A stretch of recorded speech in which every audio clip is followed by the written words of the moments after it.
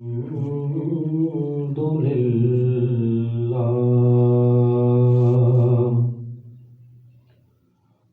الحمد لله وكفى خالق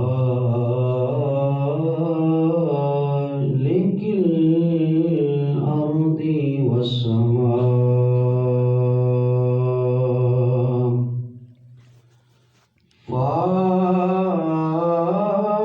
فالق الحب والنوى والصلاة والسلام على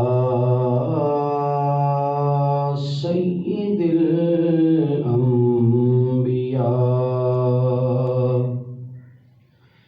وأشرف الأنبياء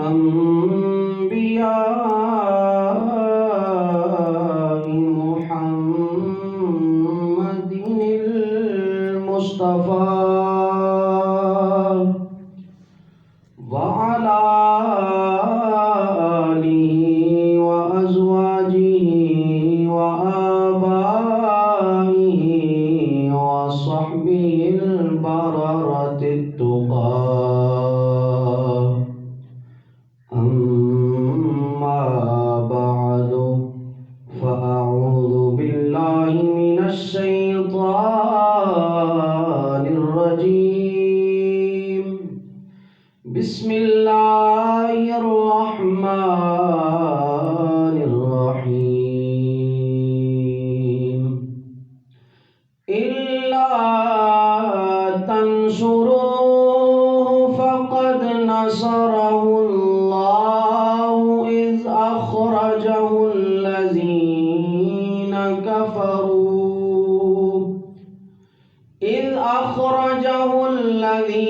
كفروا ثاني اثنين إذ هما في الغار إذ يقول لصاحبه لا تحزن إن الله معنا فأنزل الله سكينته عليه صدق الله مولانا العظيم إن الله وملائكته يصلون على النبي يا أيها الذين آمنوا صلوا عليه وسلموا تسليما الصلاة والسلام عليك يا سيدي يا رسول الله وعلى آلك وأصحابك يا حبيب الله الصلاة والسلام عليك يا نور الله وعلى آلك وأصحابك يا رحمة للعالمين تمام تر حمد و ثنا اللہ تعالیٰ جل شانہ کے لیے جو اپنی ذات و صفات میں وحدہ لا شریک ہے، ان گنت بے حد و بے شمار درود و سلام ہم سب کے آقا، ہم سب کے مولا، سید دو عالم، فخر بنی آدم، احمد مجتبیٰ، حضرت محمد مصطفیٰ صلی اللہ علیہ وآلہ وسلم کی ذات والا صفات پر، جن کے صدقہ سے، جن کے ذریعہ سے ہمیں دولت ایمان نصیب ہوئی، لا الہ الا اللہ محمد الرسول اللہ۔ دعا ہے کہ اللہ تعالیٰ اسی ایمان پر زندہ رکھے اور مرتے وقت لا الہ الا اللہ محمد الرسول اللہ پڑھنے کی توفیق عطا فرمائے۔ معزز سامعین و حاضرین، آج کا دن ببرکت دن بھی ہے اور تاریخ اسلام میں اہمیت بھی رکھتا ہے۔ آج کے دن حضرت سیدنا صدیق اکبر خلیفہ بلا فصل افضل البشر بعد الانبیاء رضی اللہ تعالی عنہ، آپ نے اس دار فانی سے کوچ کیا اور کوچ کرنے کی شان کیا تھی، کیفیت کیا تھی، دربار مصطفیٰ میں پیش کیا گیا۔ دربار مصطفیٰ میں پیش کرنے کے بعد حضرت علی المرتضیٰ شیر خدا اسد اللہ الغالب نے آقا کی بارگاہ میں سوال کیا، اجازت ہو تو دفنا دیا جائے۔ تالا خود بخود کھلتا ہے، دروازہ خود بخود کھلتا ہے، آواز آتی ہے اوصل الحبیب الی الحبیب، ادخل الحبیب الی الحبیب، حبیب کو حبیب سے ملا دیا جائے، حبیب کو حبیب کے پاس کر دیا جائے۔ اور جب سے آپ نے آنکھیں بند کی ہیں تا قیام قیامت آقا کا قرب بھی آپ کو نصیب ہے۔ اور آقا نے ارشاد فرمایا، جب قیامت کے دن ہم اپنے مزارات سے اٹھیں گے، دائیں ہاتھ میں ابو بکر کا ہاتھ ہے، بائیں ہاتھ میں حضرت عمر کا ہاتھ ہے، اور آپ نے ارشاد فرمایا ہاکذا نبعث یوم القیامہ، قیامت کے دن بھی ہم ایک دوسرے کے ساتھ اٹھائے جائیں گے۔ یہ شان ہے سیدنا صدیق اکبر کی۔ آج انہی کی بارگاہ میں خراج عقیدت پیش کیا جائے گا، آج انہی کی بارگاہ میں گفتگو کی جسارت جو ہے وہ کی جائے گی۔ اللہ تعالیٰ قرآن اور حدیث کی روشنی میں حق اور سچ بیان کرنے کی توفیق عطا فرمائے۔ جو آیت مبارکہ تلاوت کی، بارہا آپ نے اس کو سماعت بھی کیا، بارہا آپ نے اس کے ترجمے پر بھی غور کیا، بارہا اس پر گفتگو بھی ہوئی، لیکن اس آیت مبارکہ کے چند حسین پہلو آپ کے سامنے رکھوں گا اور آپ کو معلوم ہو جائے پروانے کو چراغ ہے بلبل کو پھول بس، پروانے کو چراغ ہے بلبل کو پھول بس، صدیق کے لیے ہے خدا کا رسول بس۔ یہ شان ہے سیدنا صدیق اکبر کی کہ آقا پہ ایسے مٹے اور آقا پہ ایسے فدا ہوئے، کروں تیرے نام پہ جاں فدا، نہ بس ایک جاں دو جہاں فدا، دو جہاں سے بھی نہیں جی برا، کروں کیا کروڑوں جہاں نہیں، اور کروں مدح اہل دول رضا، پڑے اس بلا میں میری بلا، میں گدا ہوں اپنے کریم کا، میرا دین پارہ نہ نہیں۔ انہوں نے تعریف کا بھی حق ادا کر دیا، انہوں نے ساتھ کا بھی حق ادا کر دیا، اور انہوں نے سرکار سے وفا کا حق بھی ادا کر دیا۔ اللہ نے ارشاد فرمایا، یہ سورہ توبہ کی بڑی مشہور آیہ مبارکہ ہے، اِلَّا تَنْصُرُوهُ فَقَدْ نَصَرَهُ اللَّهُ، کہ تم اس کی مدد نہ کر سکے، فَقَدْ نَصَرَهُ اللَّهُ، پس البتہ تحقیق اللہ نے اپنے محبوب کی مدد فرمائی۔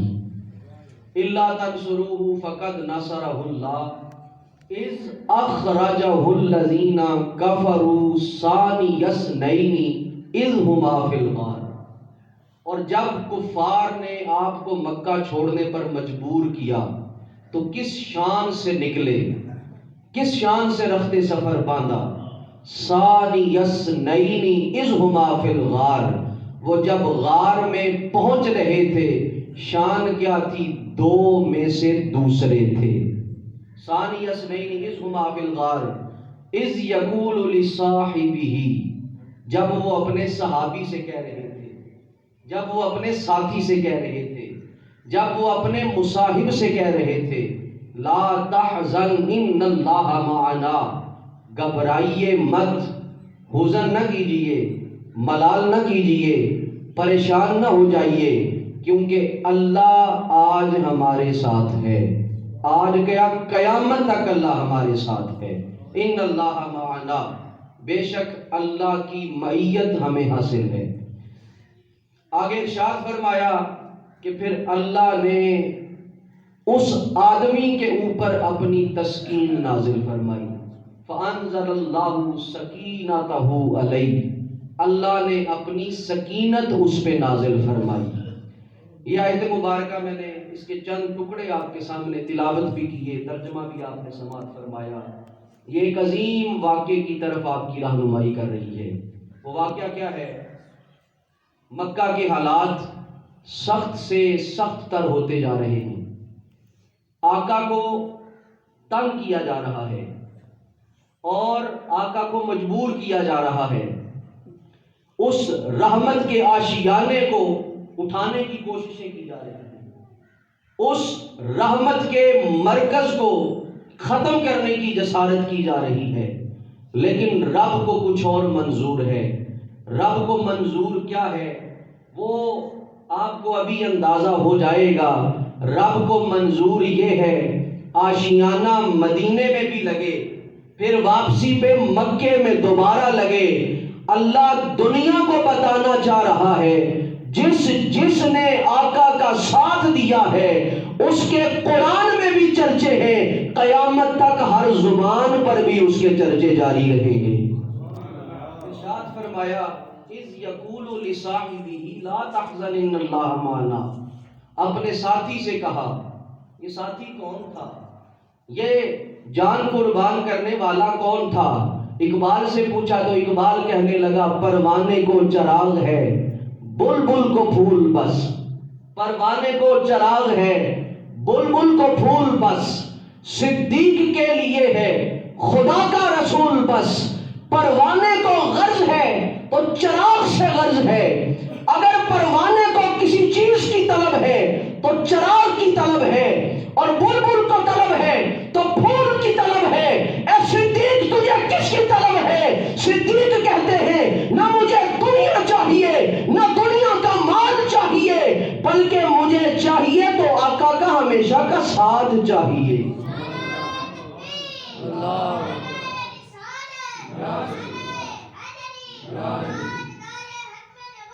زندہ باد۔ پروانے کو چراغ ہے بلبل کو پھول بس، صدیق کے لیے ہے خدا کا رسول بس، رخت سفر باندھا ہے۔ وہ بڑے بدبخت تھے جنہوں نے رحمت للعالمین کو نکالنے کی جسارت کی۔ میں تو یہ کہوں گا نکالنے کی جسارت نہیں کی، بلکہ آقا نے خود ہی حکمت کے تحت مکہ چھوڑنے کا ارادہ فرمایا۔ ادب اسی میں ہے، آقا نے حکمت کے تحت مکہ چھوڑا، اور مکہ چھوڑا ساتھ کس کو لیا؟ ساتھ ان مشکل حالات میں اسی کو لیا جاتا ہے جو اعتماد کے قابل ہو، جو اعتبار کے قابل ہو، جو وفا شیار ہو، جو محبت کرنے والا ہو۔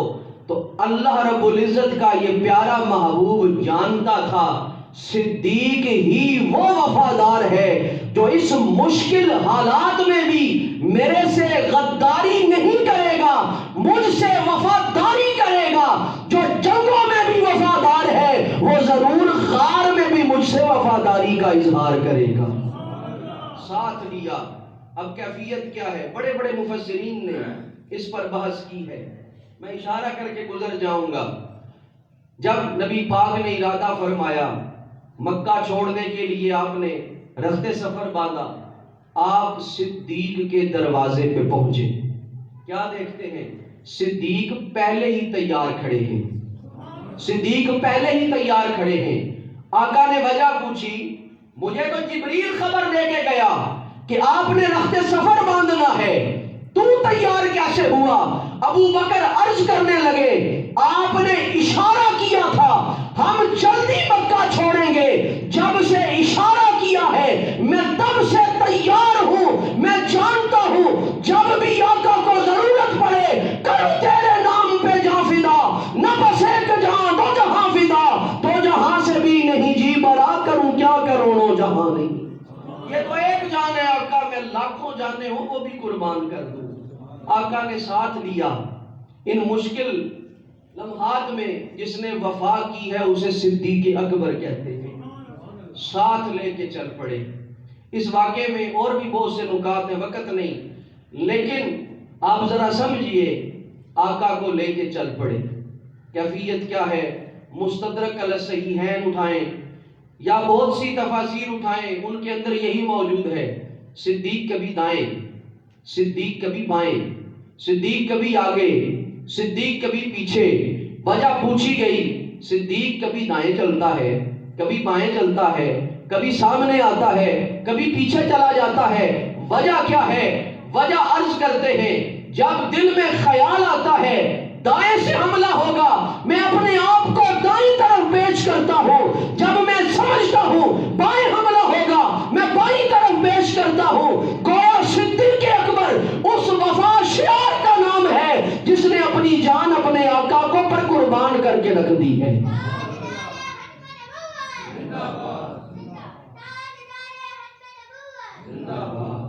یہ وہ عظیم ہستی ہے جس ہستی نے ہمارے نبی سے وفا کی ہے۔ ہمیں صدیق سے پیار کیوں ہے؟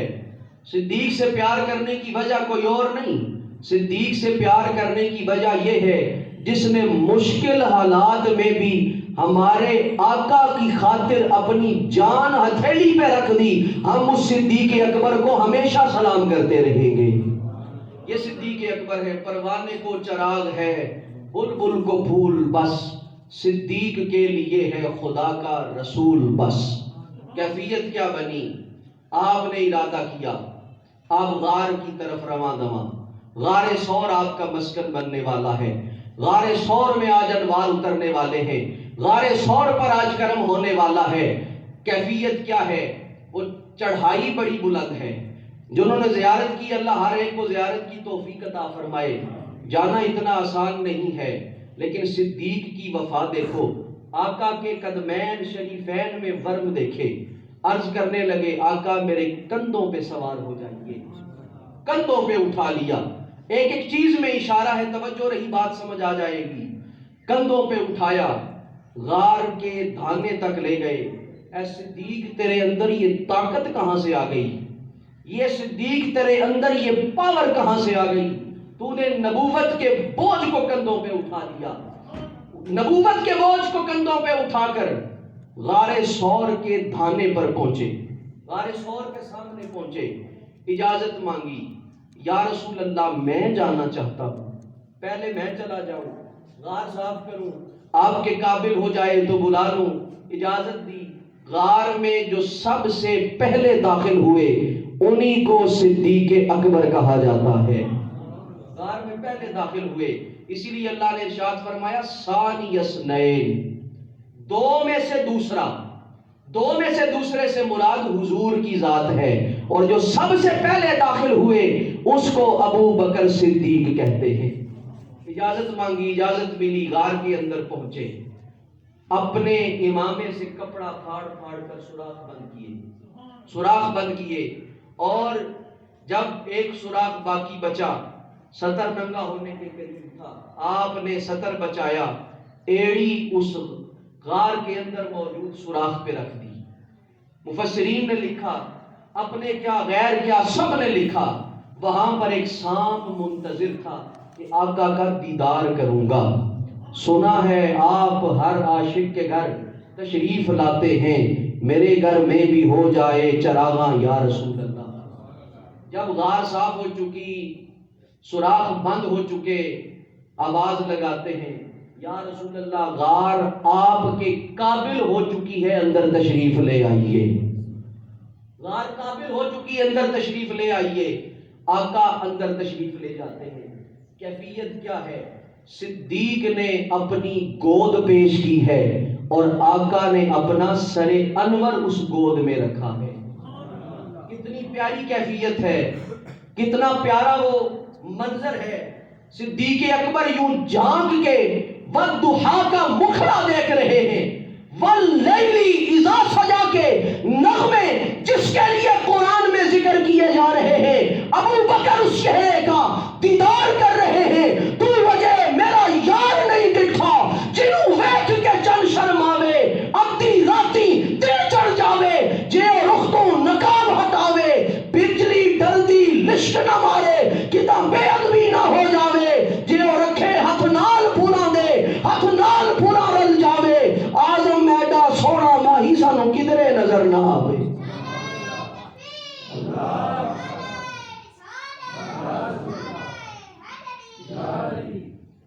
دیدار کر رہے ہیں، سانپ ڈنگ پہ ڈنگ مار رہا ہے، سانپ ڈستا جا رہا ہے۔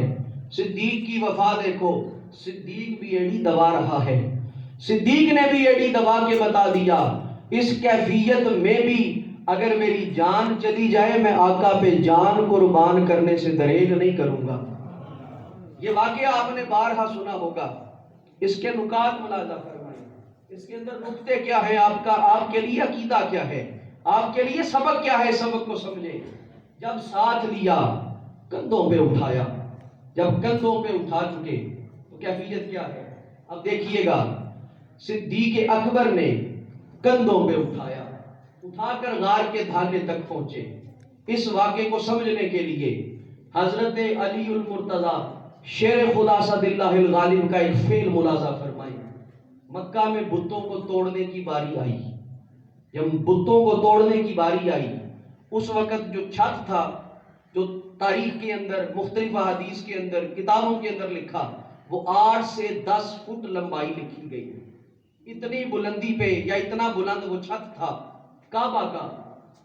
اللہ رب العزت کے محبوب نے بت توڑنے کا ارادہ فرمایا، چاہتے تو بت خود توڑ سکتے تھے، کیونکہ یہ وہ رسول ہے جو بچپن میں پنگھوڑے میں ہو، چاند انگلی کا کھلونا بن جائے، اشارہ کریں دائیں سے بائیں کریں، چاند دائیں سے بائیں پلٹ آئے۔ یہ وہ رسول ہے جو اگر کسی میدان میں عصر کی نماز قضا ہونے والی ہو، اشارہ کریں ڈوبا سورج پلٹ آئے۔ یہ وہ رسول ہے جو چاند کو 2 ٹکڑے کرنا چاہے، چاند 2 ٹکڑے ہو جائے۔ مشکل نہیں تھا، مشکل نہیں تھا، مالک کونین ہے، دو پاس کچھ رکھتے نہیں، 2 جہاں کی نعمتیں ہیں ان کے خالی ہاتھ میں، توڑنا چاہے توڑ سکتے تھے، لیکن آقا نے خود نہ توڑا، بڑا بت تھا، ارشاد فرمایا علی میرے کاندھوں پہ چڑھ جاؤ، علی میرے کندھوں پہ چڑھ جاؤ۔ علی عرض کرتے ہیں یا رسول اللہ آپ میرے کندھوں پہ آئے۔ نبی پاک نے ارشاد فرمایا تو نبوت کا بوجھ نہیں اٹھا سکتا، تو نبوت کا بوجھ نہیں اٹھا سکتا، میرے کندھوں پہ سوار ہو جا۔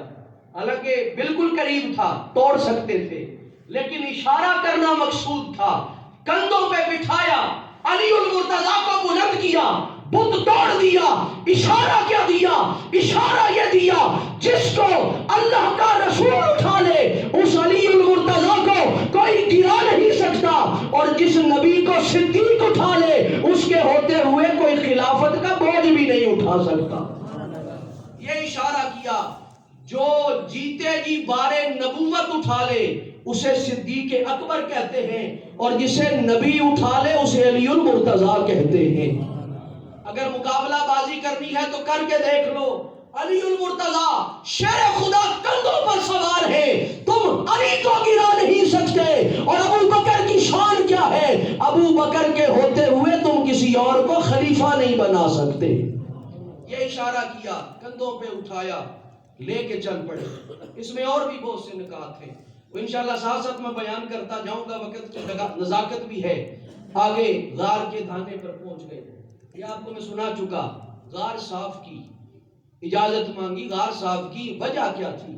وجہ یہ تھی جب غار صاف ہو جائے تو پھر آقا کو طلب کیا جائے، پھر آقا کی تشریف آوری کا اعلان کیا جائے، پھر آقا کو دعوت دی جائے۔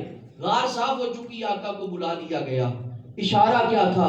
اشارہ یہ تھا اگر تم سرکار کی محبت دل میں بسانا چاہتے ہو تو اگر سرکار کی محبت چاہتے ہو پہلے اپنے دل کو صاف کرو، دل کو صاف کرو۔ دل صاف ہوگا، آقا کی محبت خود ہی دل میں جگہ پکڑ لے گی۔ طریقہ کیا ہے؟ طریقہ یہ ہے، صاف اگر کرنا چاہتے ہو صفائی کے لیے صدیق اکبر جیسا چاہیے، صفائی کے لیے صدیق اکبر جیسا چاہیے۔ اشارہ کیا ہے؟ جو چاہتا ہے آقا سے محبت حاصل ہو جائے اور آقا سے پیار سچا ہو، سب سے پہلے صدیق کو اپنے دل میں جگہ دے۔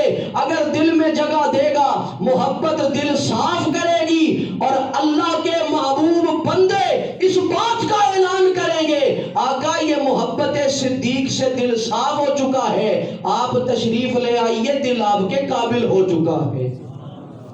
صدیق اکبر کی محبت رکھیں، دل صاف ہو جائے گا، دل صاف ہوگا، آقا کی محبت خود ہی جگہ پکڑے گی۔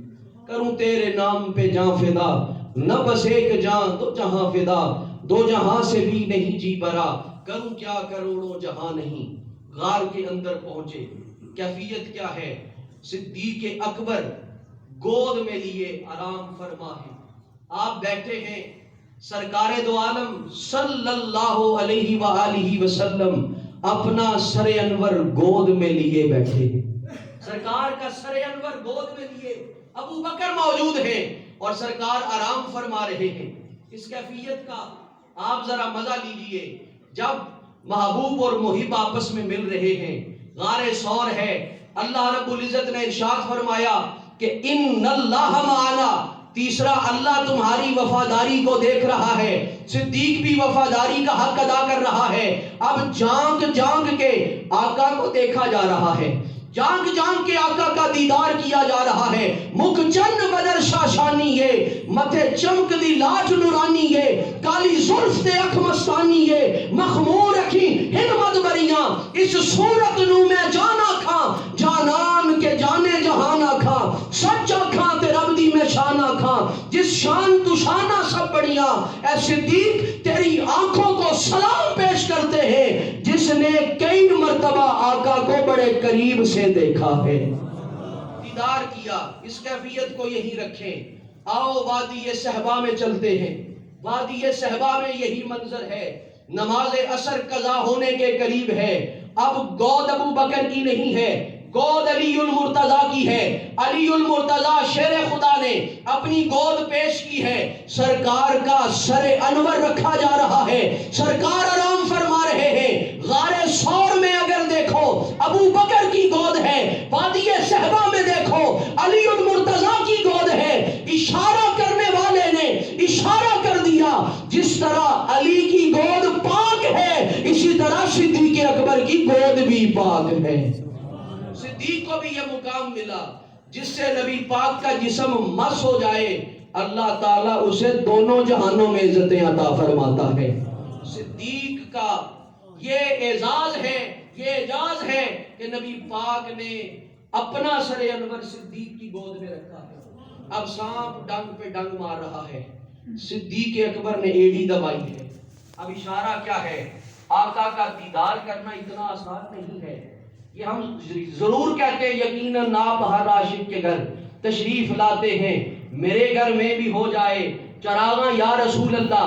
عرصہ دراز سے امام راضی لکھتے ہیں، اور اس کو شیعہ مفسرین نے بھی لکھا، عرصہ دراز سے وہ سانپ منتظر تھا، آقا تشریف لائیں گے، لیکن معاملہ کیا ہے؟ صدیق کی ایڑی رکاوٹ ہے، صدیق کی ایڑی رکاوٹ ہے۔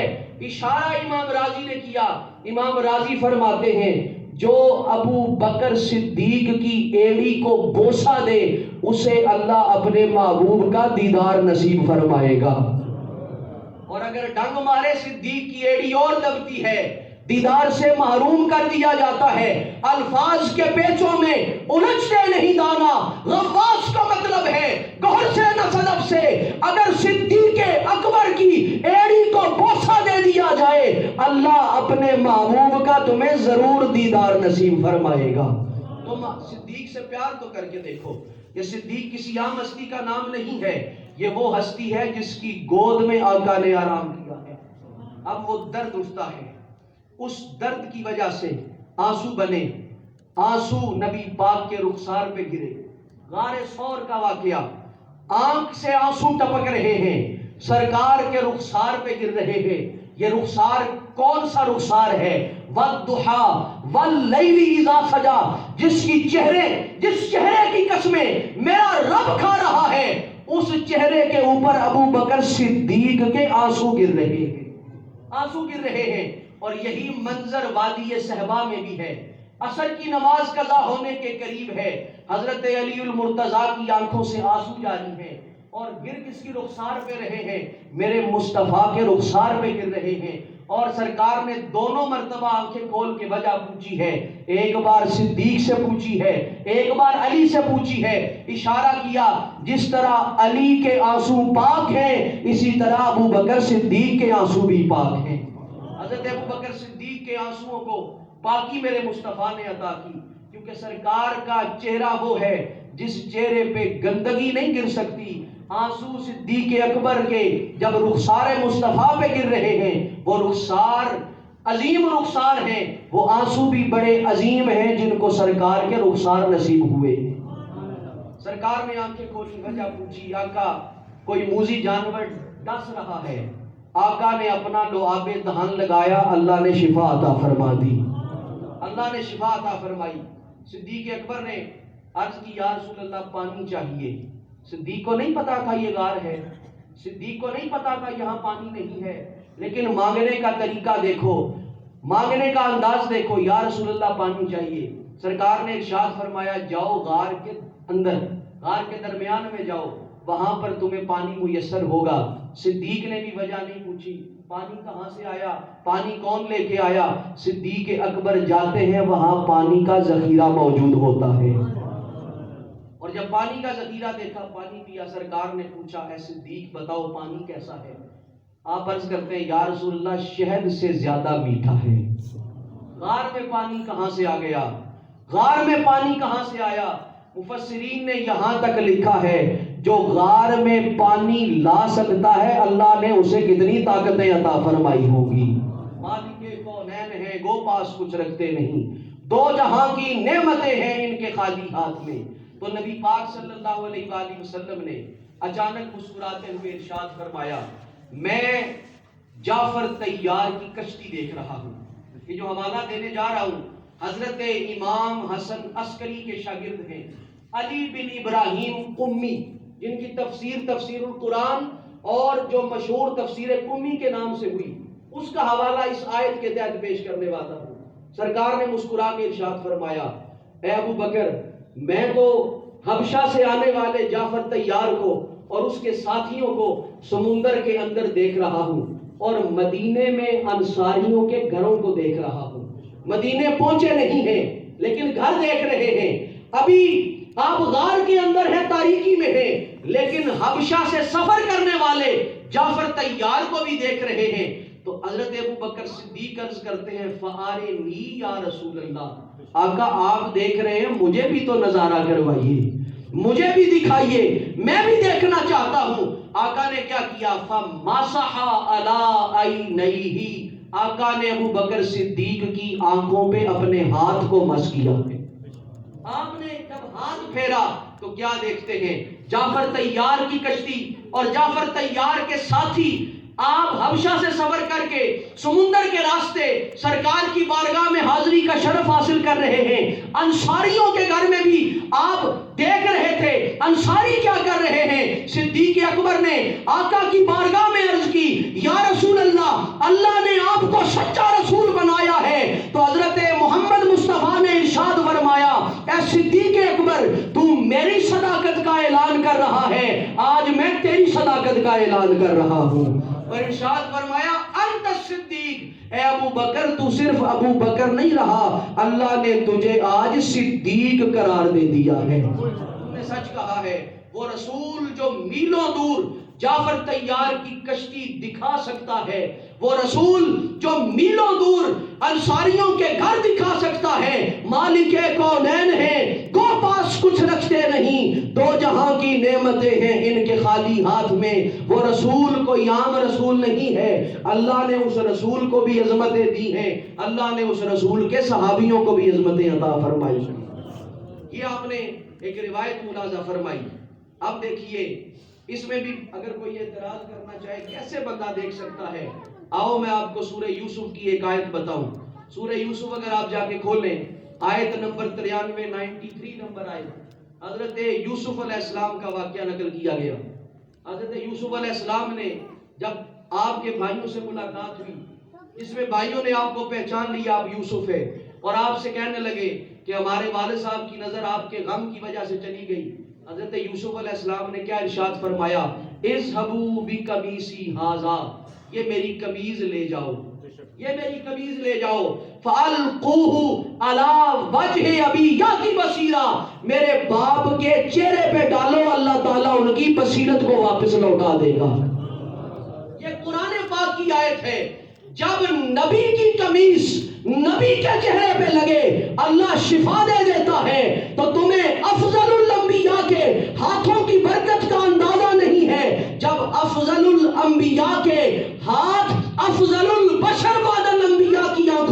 ہوں گے، اللہ نے سارے پردے ہٹا کے کتنے نظارے کروائے ہوں گے۔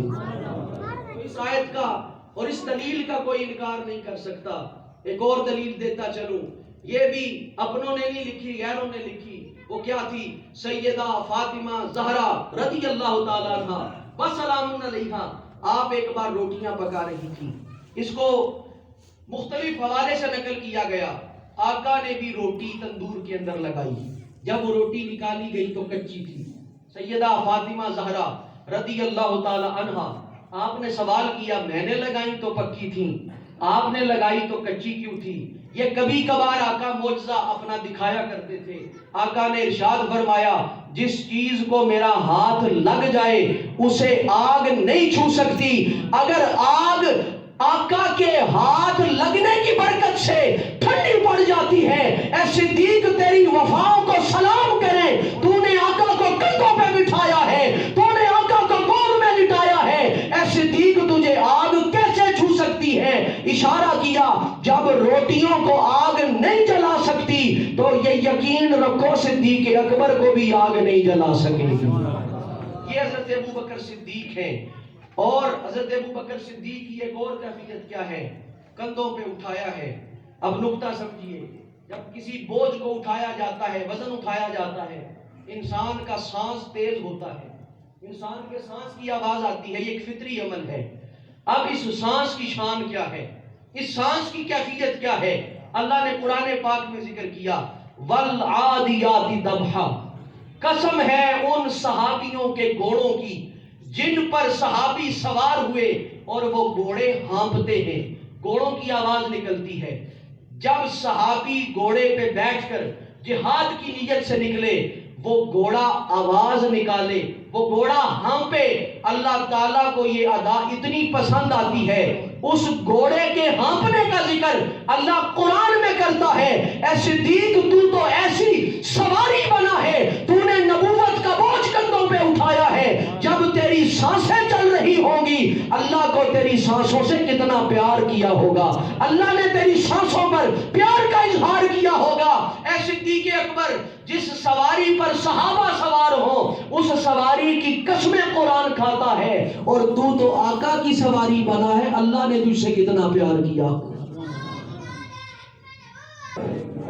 ایک اور آپ کو بات بتاتا چلوں، حضرت ابو بکر صدیق کندھوں پہ اٹھا کے چل پڑتے ہیں۔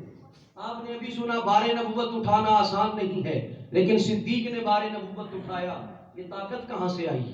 یہ پاور کہاں سے آئی؟ آؤ میں آپ کو قرآن پاک ہی کی آیت سے دلیل دیتا ہوں۔ سورہ احزاب کی آخری آیات میں ہے، آیت نمبر 69 سورہ احزاب کی، اللہ نے ارشاد فرمایا، یا ایھا الذین آمنوا لا تکونوا کالذین آذوا موسیٰ فبرأہ اللہ مما قالوا۔